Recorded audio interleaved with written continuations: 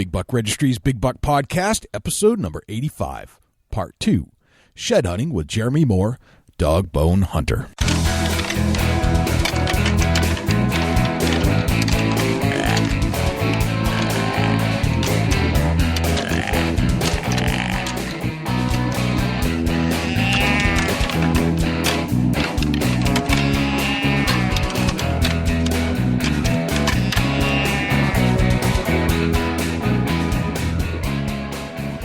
Big Buck Registry is a virtual museum of hunting stories. We preserve a piece of Americana by interviewing and recording hunters about their hunts and experiences from across the country. And who knows, maybe we'll learn a thing or two along the way that'll help us take our hunt to the next level.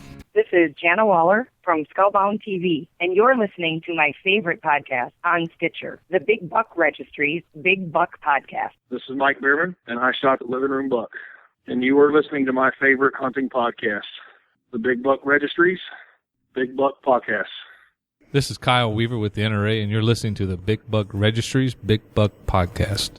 This is Jay Scott, your host of the Big Buck Registry, and Dusty's right here with me. He has not left the studio, and which I'm always psyched to hear that, because how could you leave when we're in such a great, interesting podcast? We're in a groove, man, and we just finished part 1 with Jeremy Moore, and we're picking up on part 2 from DogBone, which is a whole training system for your dog, and or just to train your dog from beginning to full-fledged hound and shed hunting machine.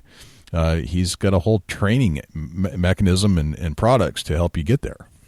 This here will take your shed hunting to the next level. Yeah, and we got into this thing. I didn't want to do it all in one show because we just talked forever, so I broke it down into 2. But this is part 2 of DogBone Hunter. So let's.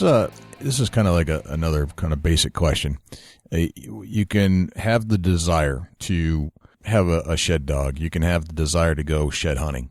But if the sheds aren't there, then no dog's going to find them. So how do you decide where to shed hunt and where not to with a dog? Sure. Here you bring up a great point, because, a lot of times people just assume if you got a shed dog, every time out you're going to find shed. And the reality is the best shed dog in the world won't find them if they're not there. So when it comes to just going to the fundamentals of finding sheds, I'm a big believer in start where the food is. Food sources. If you don't have late season food sources, and I guess this kind of depends on where you are regionally, but up here, say in the Midwest or areas especially that have some weather, if you don't have late season food, it's going to be a desert. There won't be any deer there because they have to be close to a food source. So we always use that as our starting point, and then we'll work back from there. And the other thing about the deer, you gotta kind of, like, I get this question. I'll have guys at shows come up to me and go, you gotta come and shed hunt on my land. I got giant deer. And I'll go, really? And they'll show me some pictures, and they take out their phones, and here come the deer pictures.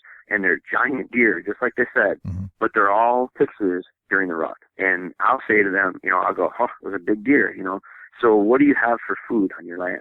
And they look at me kind of funny. They go, what do you mean for food? Well, we eat down at the bar, or we eat at the restaurant down the road. But no, not for us. For the deer, what do you have for food? Right. And he goes, well, we got some small food plots, and I put in some clover and this and that. And I look at him and say, I'm going to be honest with you, man. I don't think you're going to find many sheds. And the reason is those deer have no reason to be there. And they go, maybe that's why we don't find many sheds. And I go, yeah, that's exactly why. Wherever the food is where you're going to find the sheds. So that's, I think, fundamental, and it's an important part of shed hunting. And then I think you work your way back to bedding areas. Most deer, especially around here, throughout the Midwest, it's a game of survival. Once it gets past the hunting season, now it's surviving Mother Nature. So I think, these animals are incredible, the way they are programmed to survive. And it's obvious. They have to take in more calories than they burn. And so if there's a food source, they're likely to be bedding not far away, as long as they're not pressured. So I think those are kind of the things that we key in on. When it comes to the dog, no matter what, and I'll say this, and people's eyes will really open up when I say it, but no matter what, when I take a dog out shed hunting, especially a young one, we find sheds every single time out. And they look at me and go, wow, you just said you're not going to always find sheds. Not necessarily us, we're going to find them, but my dog's going to. And the way I do it is I'll take a small shed and put it in my back pocket. And when we go out, we start out. And what happens is with a young dog, I don't want them to get burnt out. I don't want them to get bored with this. I want to keep this kind of exciting and fun. So I specifically kind of plan out our trip. Once we leave the vehicle, where we're going to go, what direction, I keep it short. I don't want to go for a 4-hour walk without finding a shed with the dog. So we do kind of short walks and get back to the truck and get them a drink and all that. But what I'll do is I'll carry a little shed in the back pocket. And as soon as my dog starts to lose his focus, I'll drop his shed and I'll circle it around and let him find it. And as soon as he finds it, I praise him, treat him like he saved the world. And all of a sudden my dog just gets excited and he ramps back up to, oh, this is what we're doing. And then he gets back into it. You can watch them. They're totally different disposition for the next 15, 20 minutes. And then all of a sudden they fade out on you. Drop the antler, let him find it again. So keep it interesting. I compare it to, I've got a son. He's 13 now. Well, when I introduced him to fishing a long, long time ago, and when I took him fishing for the first time, I didn't take him musky fishing, where we cast 1,000 times and maybe see one fish. Because if I had done that, I got a feeling the second day of fishing, he'd have looked at me and gone, I don't think I want to go, Dad. It's not that fun. Instead, what I did was I introduced him to fishing by taking him to a little farm pond and letting him catch bluegills, one after another. Right. Well, my kid was hooked because of that. I want to approach it the same way with my dog. Keep him excited about it. Keep it fun. Gotcha. Very cool. Interesting. Getting into the steps of training your puppy. Say somebody buys a puppy. Kind of give us a quick rundown of your process up till they're 4 years old. Obviously there's training to their whole life. Don't get me wrong. There's always training. There's always new things that you can introduce and keep working on the same things that you want them to do constantly. Walk us through, say I went out tomorrow and I bought a puppy. I bring it home. Give me a general rundown of somewhere from puppy up to a 4-year-old of what the process, kind of give us some general months to months and walk us through what we should do to prepare our shed dog for the Super Bowl. Sure. Here's the big ones. I'll hit the big ones. First things first, when that pup comes home, I'm housebreaking it. I mean, I got to have a dog. I don't like cleaning up after dogs. So, but when I say that, we're going to get them in and we're going to start a routine. And that's going to cover everything, our basic foundation of obedience. So I'm going to say for the first year, we're going to cover that. But what we're going to do is early on start forming good habits. And it's easy to do that in certain situations that are repetitious. We feed our dogs twice a day on a regular schedule. I can incorporate sit, I can incorporate stay, I can incorporate steadiness and calm, waiting patiently. I can incorporate all that stuff, and you get 2 repetitions every single day. It's the easiest way to get dogs going. So we're gonna start that right away.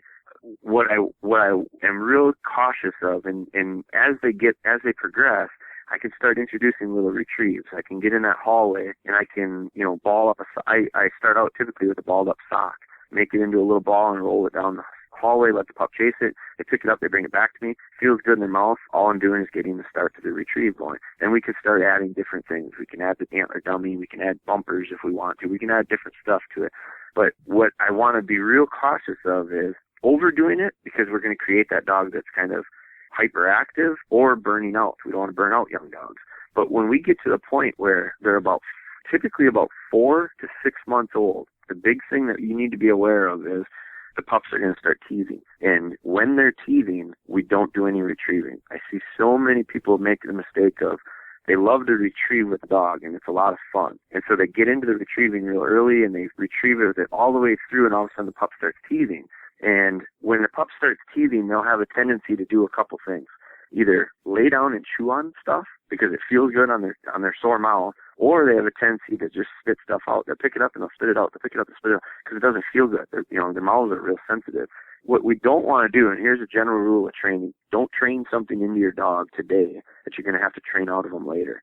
So that's something to always keep in the back of your mind as it goes back to forming good habits. So when you get to that 4 to 6 month range, whenever that pup starts teething, no more retrieves. Use that opportunity, use that 8-week window to really polish up on and nail down some of that obedience, the heel, the sit, the stay, and the hear and recall.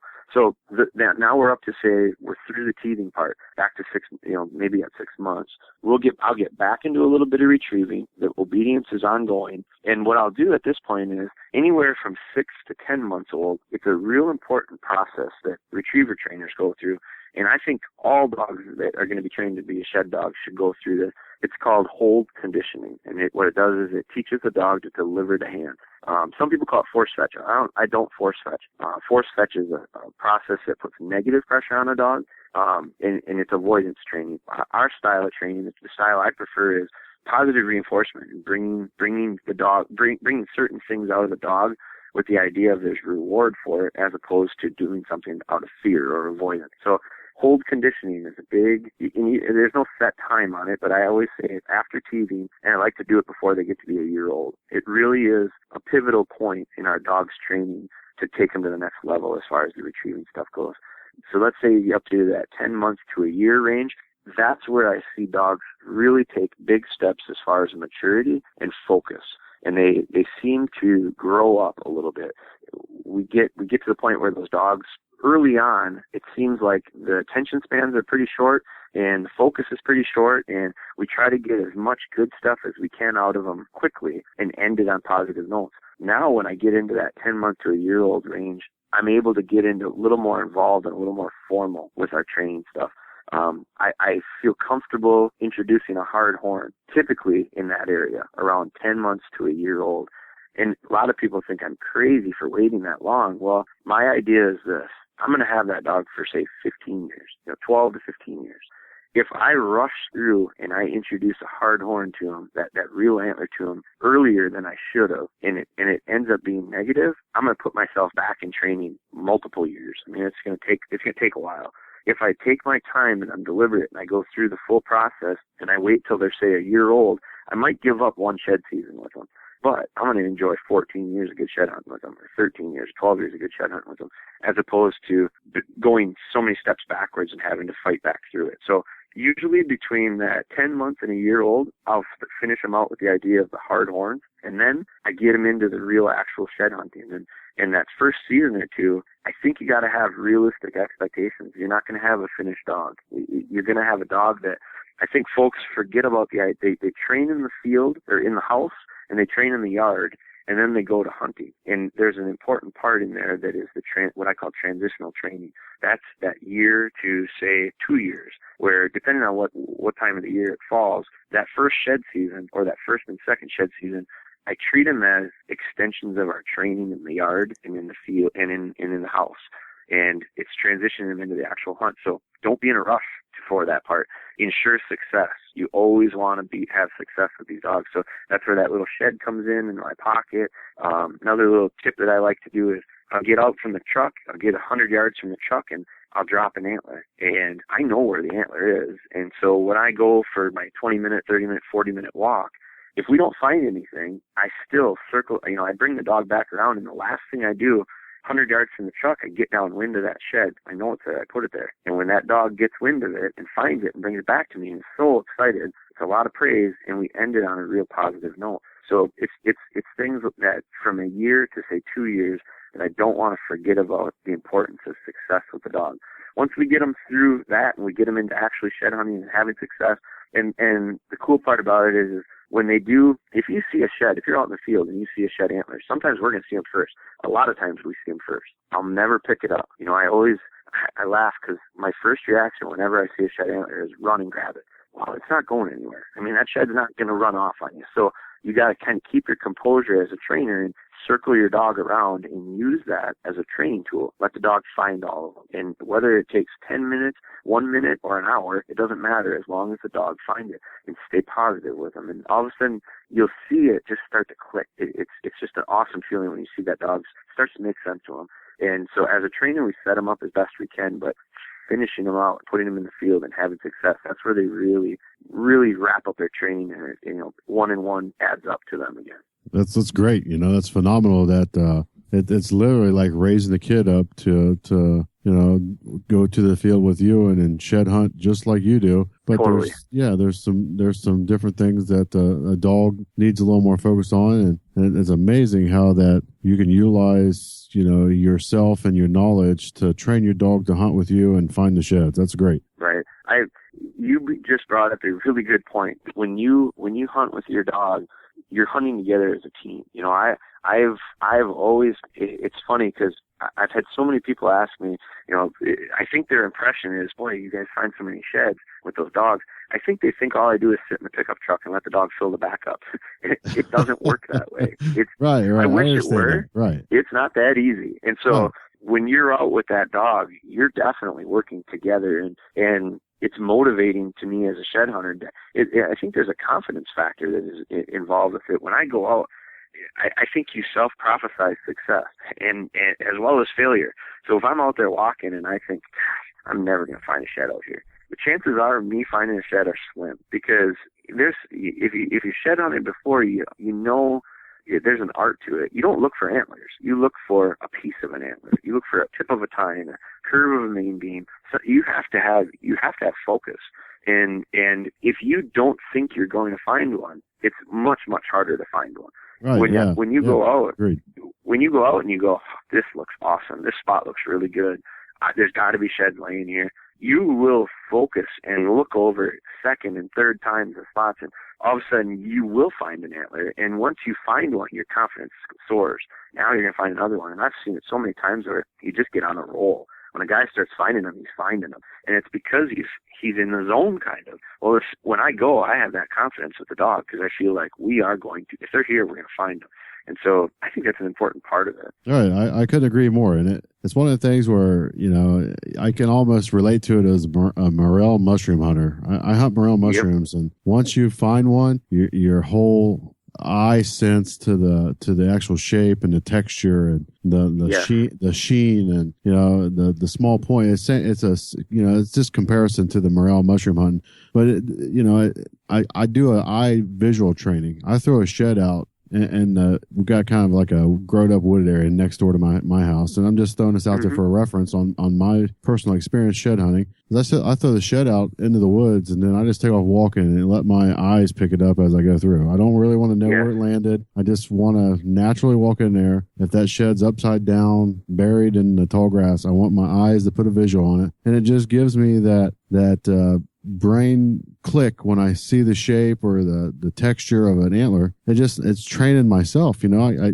just can't imagine the dog once it gets on that training and gets into that visual zone, and the smell goes along with it. But once that dog learns all this, it's going to be a dominant shed finding machine. You bet. It's exactly what I'm saying. Like it clicks and it's awesome feeling. Yeah, absolutely. Jay, what do you think? You've been shed hunting.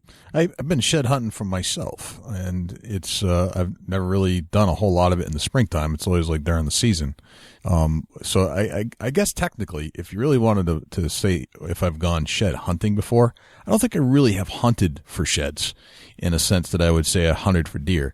It's more or less I'm hunting for deer and I find sheds when I'm out, or I'm just poking around, scouting preseason or after the season, just kind of looking around, and I'll find them. I'm not really out there shed hunting, but this whole aspect has really opened my eyes to something that has intrigued me more than ever before. It's almost like a hunter is a hunter is a hunter kind of thing. It's another aspect of hunting, even though I'm not hunting an animal, I'm hunting for something else.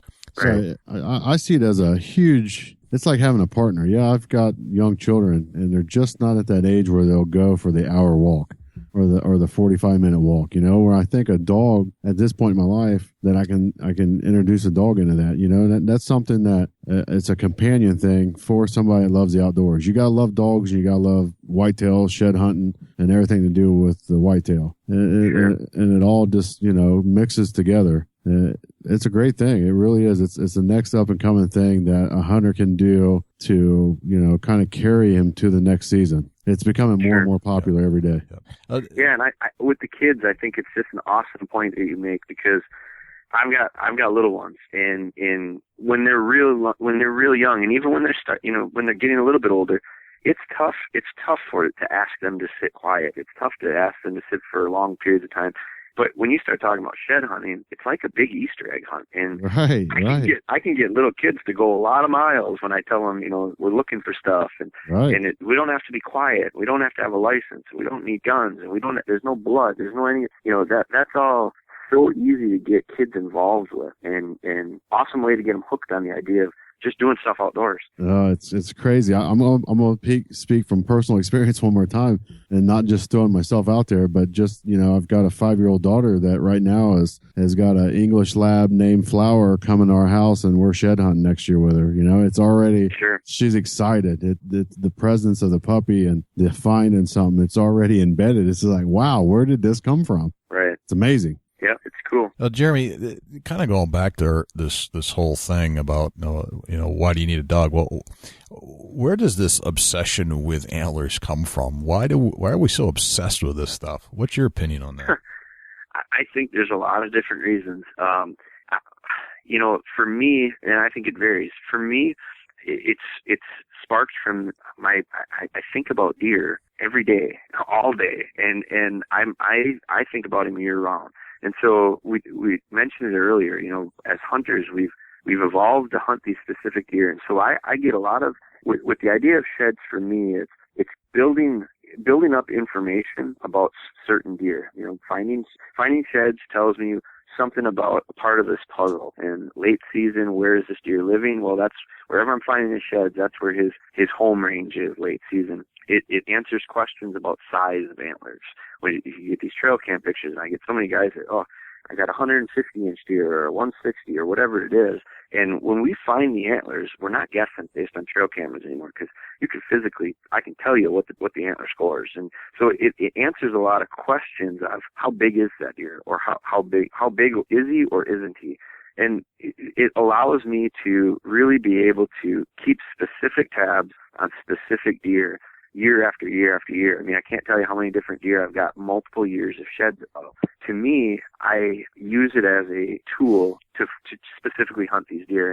And it's also an opportunity for me to get into certain spots that I don't go into any other time of the year. So there's areas where I shed hunt.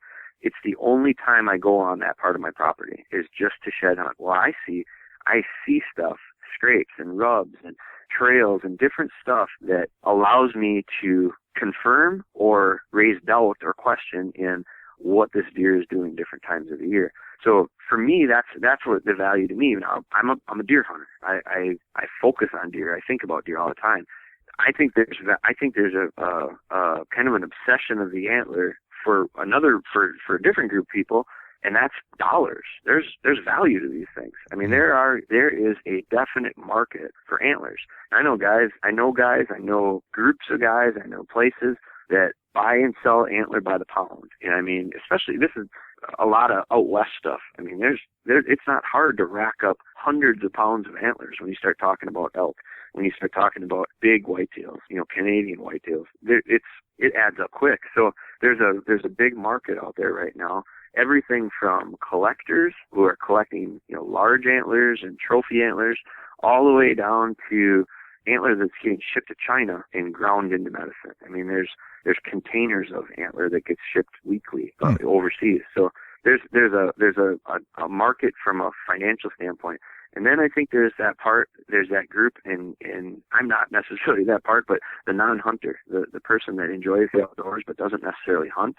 This is a great sport for someone to do that. They don't need to buy a license. They don't need to have guns. They don't need to shoot anything. They don't need to, they're kind of going out and enjoying what is really a great time of the year, especially for areas that are, cold during the winter. You kind of get a little bit of that cabin fever, and it's a great way to get out and enjoy, just enjoy the outdoors.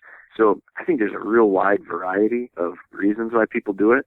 But the cool part is for me, it's really cool that it's growing in popularity the way it is. From a shed hunting perspective, right. It's terrible because, I used to be able to knock on doors and ask places, can I shed hunt on your property? And 5 years ago, people would look at me like I was nuts. You're going to do what? Right. What are you talking about? Now I knock on doors, and 8 out of 10 of them will tell me, sorry, our cousins shed hunt, or our boy shed hunts, or our kids shed hunt, or we shed hunt. And so it's become difficult to get on property, just because it's gotten so popular. So I love it from a business perspective, but I hate it as a shed hunter. I was going to ask you that. I mean, is the way you get on a piece of property different than the way you get on a hunt? Is it less, less of a challenge because you're not carrying a gun, kind of thing, or is it the same kind of mentality? Used to be. Yeah, it used to be. And I'm not going to say that you can't get permission. I mean, it's a big the popularity of shed hunting. It's one of the few negative things about it that I know of is it's actually evolved into an issue in a lot of areas that I've gone to with trespassing, and they're considering it poaching. People going in on other people's land and picking up sheds, and so it's the evil side of it, and I stress the idea of, hey, I don't care if it isn't hunting, you still got to have permission, and it is hunting in a lot of ways. So permission is really important. But so when it comes to asking permission, I think it is probably. It was anyway easier to get permission back in the day, because it isn't real intrusive, and it's you're kind of going for a walk. I will say this: you find a farmer, and if he doesn't shed hunt, very few will say no, and the reason is because they'll all tell you how much it costs them when they run them over with the tractor tires. It's $1,000 to get their tires fixed, and sure. There's a lot of places where I've asked, and the farmer looked at me and said, "Pick them all up, and don't miss them," because for that reason, it costs them a lot when he hits them with the tires. But it depends on where you're at, and it's changed in such a short period of time. It really has changed just due to the popularity. It's really catching on, and people are really realizing just how fun of a sport it is. Yeah. It seems to me that there would be some elements here that would be more inviting to those that may not want the hunter on the land, but would welcome a shed hunter because there's something about their position of why they posted their land in the first place. For example, in New Hampshire, if you post a land, that means you're not supposed to cross it. But I've in general, it's because they don't want you out there killing. But this isn't that. This is a whole other opportunity. If you explain to them what you're doing, I'm not here to hunt. I'm here to find some things that the deer leave behind, and it still feels successful to me somehow if I were able to accomplish that. Right. Absolutely. Yep. Now, this time of year, obviously, there's snow on the ground, and the snow's deep. And this is a real life scenario. I've got 11 deer that have decided to winter near my house, and my son and I were out watching them tonight within 10 feet of where they were coming in. They didn't even know we were there. And they haven't done this before. This is like the first year I've ever seen them actually coming around in this amount near my house, walking down my driveway, getting to some of the hemlocks in the back and chewing up the ornamentals in my neighbor's yard. They love them. Sure. And is that the kind of scenario or place where I should be looking for sheds when the snow gets a little less deep? And should I be bringing dogs into deep snow kind of thing?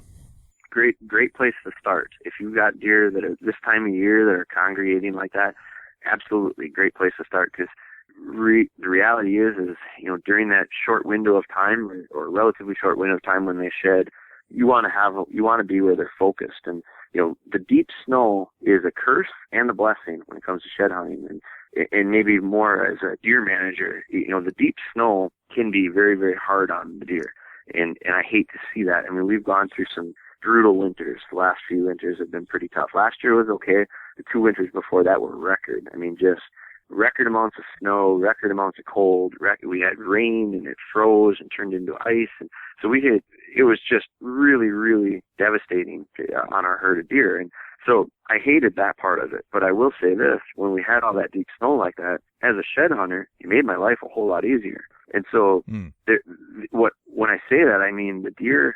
We talked about earlier how, it's a survival game right now, and they have to take in calories more than they burn. And deer are a lot like people. They can be lazy, and because they have to. And so when you talk about having snow, any type of substantial amount of snow, it really limits their travel. Like they'll start getting on trails and they won't get off of them hardly until they get into an area where maybe there is, cedars or something where there's not as much snow and there's some browse for them, and then they'll spread out a little bit. But typically, the years that we don't have a lot of snow are usually pretty good on the deer, pretty easy on the deer. It makes things a lot easier for them. It makes things a lot harder as a shed hunter because when we have those types of years, you go through the woods and there's deer tracks all over. And so that tells me I have to look all over in order to find these sheds. Gotcha. Where when there's snow and you've got these beaten down cow paths of tracks, and really it's kind of cool because when the snow melts, after these deer walking these trails over and over and over again, they turn into an ice pack. And when the snow melts in the spring, the last few days before it's gone, you'll see these trails that are just taken through the woods of ice. All the snow is melted around it, but the ice is still there. Well, that's from where the deer were walking. Right. That's the easiest shed hunting in the world. Now you got to time it out just right, but all you got to do is walk those trails because that's the only place the deer went in the winter. So it's like an ice path to sheds, basically. Exactly. That's what's left over. Yep, exactly. That's funny. Didn't realize that. And this is my inexperience because I'm out roaming. I'm not out shed hunting, but sure, that's a good tip to kind of key in on, I think. Mm-hmm. Now, obviously, we're talking about shed hunting with dogs. Can you shed hunt without a dog successfully? Are you just looking for those types of areas if you don't have a dog to train? Yeah, if I'm shed hunting with a dog or without a dog, I'm going to take the same approach. I'm going to go just because I have a dog. I still want to go to the areas that the sheds are going to be. So no different than if I didn't have the dog. So I think you start out. I think you go with the same approach. You want to find the areas where the deer are late season when they're shedding, and that always, to me, that always starts with food. And from food, I go towards bedding. And I think it's thought like fishing. They always say, 90% of the fish are in 10% of the water. I think 90% of the sheds are in 10% of the ground, of the cover, because it's just they have a tendency to limit travel during the time of year when they're going to actually drop their antlers. Gotcha. Okay. Dusty, what other questions do you have for Jeremy? Jeremy, let's hear your best shed dog tip in training. Best shed dog tip in training. I'm gonna say what I really believe. Keep it simple. Don't overcomplicate it. Start with a plan, okay, and with the end in sight, and try to stick to the idea of incremental training. Build off a lesson. Build off a successful lesson. Don't go from A to Z with anything when it comes to dog training. So it's a real general tip, but I think you can apply that towards not only shed hunting, but any type of training. If you take that type of approach, I think you're going to have success. Awesome tip. Very cool. So what kind of gear do I need to get this thing going? Well, I would say if a person's going to try, if a person's interested in just getting into it, just giving it a try, my suggestion, and we hear that all the time. What do I need to get started? Here's a couple things. I think as a trainer, it's a secret tool that people don't talk about enough. Get yourself a training bag. And so when I say, and you're going to be like, what? What do you mean? A training bag. We sell them. And you don't have to have ours. A training bag is a training bag, but we offer them, and we designed it with pockets that work the way we want them to work. But it's like a mail carrier's bag. And the reason is there's a lot of stuff. When you're training a dog, you're going to have a lot of tools. You're going to have scents. You're going to have dummies. You're going to have all sorts of stuff, leashes, and you're going to have to take them on and off. And you got to have a place to go with them, because if you can only carry so much stuff. And the other thing is when you're carrying stuff, your dog focuses on your hand. Your dog doesn't focus on you. They're focusing on whatever you're carrying. So when a dog makes a retrieve, I take it out of their mouth and I put it right in the training bag, and all of a sudden my hands are free and I got the dog's focus back. So training bag is a really important tool that's oftentimes overlooked. When it comes to specifically shed training, people ask, where do I get started with this? And my suggestion is always this. I think you start out with what we've put together as a kit, and it's a kit that you're going to use if you're a beginner. It's a kit that it's tools you're going to use if you're a professional trainer. But the kit includes a training dummy, a bottle of scent, and a booklet, a training booklet. And I wrote it. And I'm not a big reader, so I wrote it with that in mind. I'm not a big reader. I'm going to write something that's relatively to the point and covers what you need to know. And so that kit, it's a shed training kit, and it's got everything you need to get you started. I think we just came out this last year with a DVD. We actually partnered up with Gun Dog Magazine, and we did a DVD for their DVD series. And we did 2 DVDs. We did one on tracking dogs, and we did one on shed dogs. And I think if you've got the kit and the DVD, the shed training DVD, those 2 tools are going to get you a long way as far as getting started. You know, at some point down the road, and as a trainer, we do different drills and we do different scenarios where we need to run doubles and triples and different scenarios where we're doing some training drills. So you're going to need more bumpers. You're going to need more dummies. You're going to need more antlers. I think you start out with the kit, and then you might look at getting a brown antler because there is going to be that time when you transition to the nose. But we also offer the white dummies by themselves, so you don't have to buy a kit every time to get the white dummy. So I think start out with the kit and the DVD, and then I would say maybe get an extra dummy or 2. You're going to use the scent, so you know that's something that's kind of a consumable out of the whole process. And then eventually you're going to need to get your hands on a real shed and try to find a shed or 2 that looks similar size-wise to the training dummy. If you've got that stuff, I think you can get pretty far as you know, to the point of getting a dog into the field and finding some antlers. It doesn't take a lot of money. You know, if you buy a dog from me, they're expensive. I don't do that many of them. I do a limited number each year. You know, we're right now our waiting list about a year and a half out before we would even start the dog. So they're very expensive. I train, you know, these dogs range from anywhere from $10,000 to $15,000, and I train these $10,000 to $15,000 dogs using training kits that you can buy at the retail store for $35. Okay. I use the same exact stuff. Gotcha. So, you know, it's going to take some time on your part, an investment of time, an investment of some effort. Maybe the biggest investment is patience. You know, that's one thing that comes with training. The good trainers almost always have a few things in common, and one of those things is patience. So if I could bottle patience and sell it, I'd be on a beach right now. I'd be retired, but right. I can't sell that to you. So it's something that, you know, as a trainer, you're going to have to find that. Gotcha. And let's say you train your dog to shed hunt. Is it an easy transition to go from shed hunting dog to game recovery dog? Yeah. Yes. Okay. And the reason I say that is because game recovery dog is almost all scent work. And part of my training of a shed dog is scent work. So you kind of cover this. It's just a different scent. It's scent discrimination. And tracking dogs and game recovery dogs are just formal. You know, it's the cool part about our shed system is it's been designed and built around the idea of it's almost interchangeable with training a pheasant dog or a duck dog or a tracking dog or a shed dog. You kind of, you swap out the scents and you swap out the objects, and you can use a very, very similar approach to do it. And that goes back to, I think you said it earlier, to hunt is to hunt is to hunt. For a dog, a hunting dog is a hunting dog. I train a hunting dog. I can take a traditional hunting dog and train him to hunt just about anything, based off of scent and based off of sight, and we bring out natural hunt in them. Okay. And so that's the cool part about it. Gotcha. All right, so here's the $1 million question, Jeremy. Mm-hmm. Which do you prefer, deer hunting or shed hunting? Oof. Why do you got to ask me that? That's a tough question, man. That's a loaded question. It's loaded, but it's, you know. I will be, boy, it is a tough question. I will say this. I'm pretty obsessed with deer. I would say it's tough. It could be even. I don't know.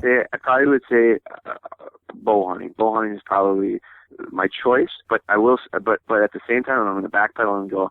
Kind of depends on what season it is. If you ask me now, I'm going to say sheds because now we're in shed season. If you ask me in the fall, I'm going to tell you bow hunt. Yeah, that's fair because I could see how coin toss. You get kind of geared up for shed hunting season, and that's your obsession at that time of the year. And when deer season comes around, you're going to obsess about that because that's when you can do it. So absolutely, yeah. Shed hunting. It bridges the gap between seasons for us. Definitely, very nice. Jeremy, tell everybody who's listening to the show how we can find you online. Where's the best place to go learn more about you? Our website is probably a good place to start. It's DogBone&nbsp.com. And there you got a lot of information on both our product lines, our shed line, as well as our game recovery and tracking line. I would say another place that's pretty good resource, and we try to use it as a training resource, is social media. And I'm a dog trainer. I'm not a big social media geek at all. Okay. But I do realize the importance of it. And so we have a Facebook page, we have Instagram, we have Twitter, we have all that stuff. And I try to use it more as a training resource than anything. So the cool part about it is, what I really like about it is it's free. So it's an opportunity for people to get stuff when they want it, how they want it. It doesn't cost them anything.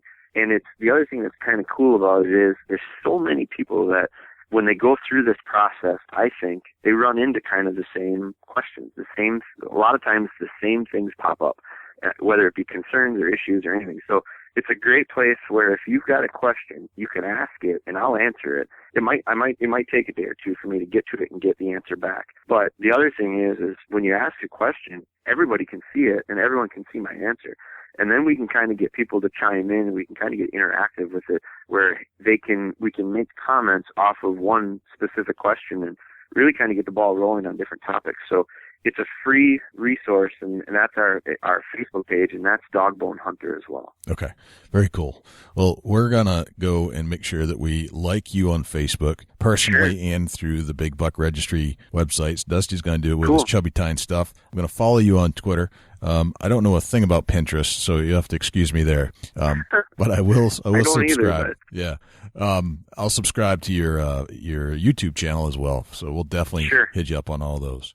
Awesome. Jeremy, this has been awesome and an absolute pleasure and honor to have you on our show. We can't thank you enough for spending a considerable amount of time. But man, I gotta tell you, I learned a ton, and it's stuff that I have an interest in. Dusty and I have been talking about this since the last couple months about, maybe getting a dog, and I'd like to get into this kind of thing. And I think there are a lot of people out there like us, and I'm sorry if we're going to make your shed hunting life a little bit more of hell because there's going to be more of us, but you're creating your own thing here. So good, man. Awesome. Very cool. Thank you both for having me. I really appreciate it. Absolutely. Absolute pleasure. So thanks again for joining us on the Big Buck Podcast. Absolutely. Dusty, that was awesome. Just awesome. Wow. Man, I'm amped up. I'm amped up about shed hunting just talking to Jeremy Moore from DogBone. Just fantastic. It was such a great topic at the exact right time of year. It's stuff we've been jawing about for I don't know how long. Right. And we got somebody that knows everything about it and does this for a living. It's phenomenal. Just a cool experience talking with Jeremy and the knowledge and what he knows about training a dog. Man, it's great to take all that in. Mm-hmm. And if you're going to get a puppy, what a great experience. Just listen to the show a couple times, utilize and break down the steps that Jeremy talked about and put them towards your puppy. And it's going to work. It's a factual piece of equipment that DogBone is. I'm seriously considering getting a dog now just for this one item. I love dogs anyway, but I haven't really convinced the wife yet as to why we needed one. But this kind of sends it home because it's a great activity to do with your kids. Get the dogs outside. You get outside during those winter months when some of us might start to hibernate typically.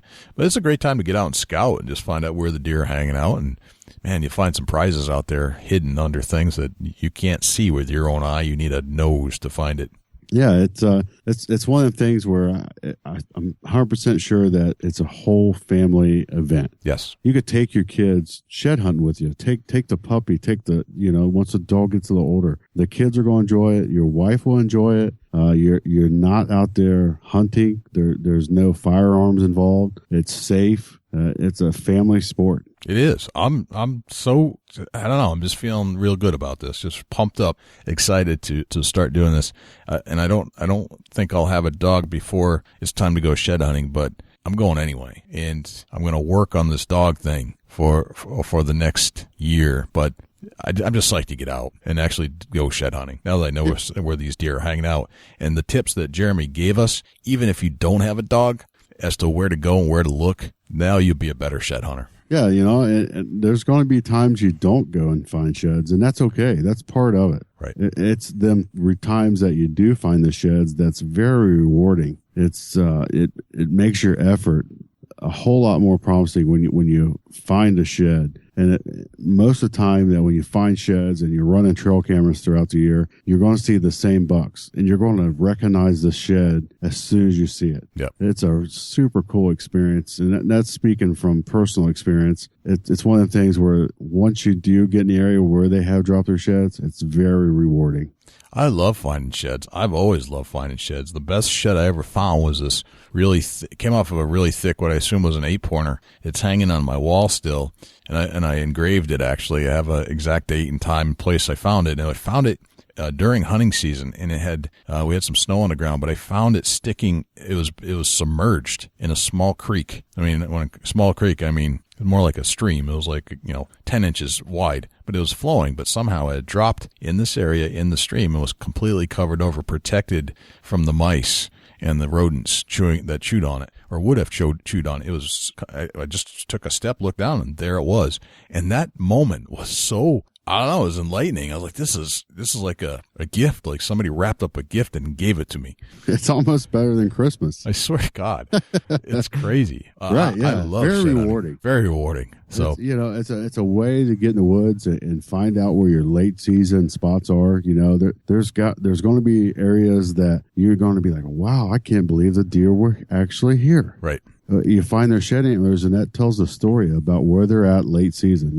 Get to them food sources. The creek bottoms are a great place where they're crossing the creeks or where they're jumping fence rows. That jolt as they jump, they're going to knock the sheds off. And that's kind of my Joey Times tip of the week, to check the food sources, the bedding, and the fence crossings, along with creek beds. Awesome. Good. Well, if this is going to be a super educational show, and I'm going to probably listen to it a few times myself, and then just get geared up for when the snow melts just a tad, so I can get out and start finding some sheds. I'm pumped, man. I am pumped up. It's definitely something that you can look forward to after you get out of the slump of your whitetail season ending. You can get into shed hunting and go enjoy it. There's not a whole lot of pressure to it. You don't have to really worry too much about scent control. You can just go enjoy yourself and be in the outdoors. Yep. And shed hunt at the same time. Great activity. So absolutely. Well, thanks again to Jeremy Moore from DogBone, DogBoneHunter.com. If you want to check out that information, and it's just DogBone, all one word, DOGBONE, all one word. If you want to try and find it on Facebook, we'll share it on our Facebook pages, obviously. But stay tuned for some future stuff with DogBone and Jeremy Moore. Great show, Dusty. Thank you for joining me on another episode. It's always a pleasure. How can we find you online and offline? Facebook.com/Chubby Tines Outdoors. Jay, how can the people reach out to you at the Big Buck Registry? All right, man. We're going to wrap it up here. We've got our Facebook page is bigbuckregistry.com/Facebook. Twitter is bigbuckregistry.com/Twitter. YouTube is bigbuckregistry.com/YouTube. Our phone number, 724-613-2825. Give us a call, leave us a message, give us some feedback about the show. If you need more information about something, or if you want to just tell us about the show in general, the sound quality, whatever, that's a great place to leave a message. You can always email me, Jay or Dusty, at bigbuckregistry.com. And if you'd like to be famous for a day and get your big buck featured on the Big Buck Registry Facebook page in front of 150,000 plus followers, all you have to do is go to bigbuckregistry.com/mybuck. Follow the instructions there. It's all there for you to see. And if you are in the outdoor industry or have a page that you'd like to get promoted or some event, go to www.bigbuckregistry.com/S4S. And I think that is it. Did I miss anything, Dustin? Big buck everywhere. Big buck. No, you did good, Jay. And thanks to everybody for tuning in with us on another episode of the Big Buck Registry Deer Hunting Podcast. We really appreciate you tuning in. And I'm Dusty Phillips. This is Jay Scott. And you're listening to the Big Buck Registry. See you next week. Can't wait.